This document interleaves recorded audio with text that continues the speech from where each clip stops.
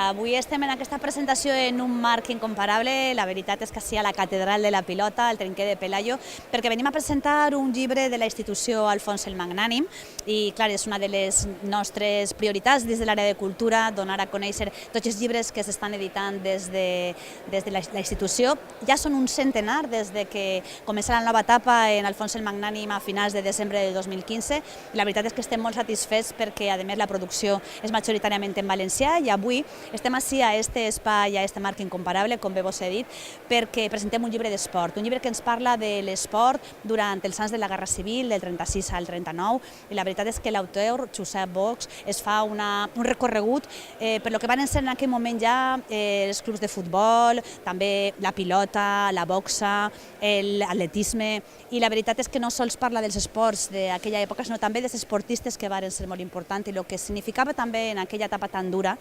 per a la societat civil el fet de mantenir també l'esperit esportiu. Bueno, el llibre és resultat d'una tesi doctoral sobre l'esport de la Guerra Civil. S'ha estudiat moltes coses de la Guerra Civil, però no s'ha estudiat l'esport com un mecanisme de socialització, com un mecanisme de creació d'identitats, i pensàvem que era molt important donar-lo a conèixer a la ciutadania que passa en aquests moments. I pensàvem que era un bon lloc presentar-lo així en el Trinquer Pelayo perquè del 36 al 38 se'n feren partides de pilotes, eren moments durs i la gent necessitava distracció, necessitava reconèixer els seus esportistes que eren models i bueno, pensàvem que era un llibre important. És un llibre que parla de futbol, de boxa, d'esport, fins i tot d'un partit de futbol americà. És un llibre que val la pena, sincerament, la Guerra Civil en la ciutat de València. Pues bàsicament perquè era un tema que m'interessava molt, sempre quan llegies algun llibre d'alguna història d'algun club o d'alguna federació sempre hi havia com un parèntesis, no? El que passava abans del 18 de juliol del 36 i el que passava a partir de l'1 d'abril del 39. I era com que durant la guerra no havia hagut res a nivell esportiu.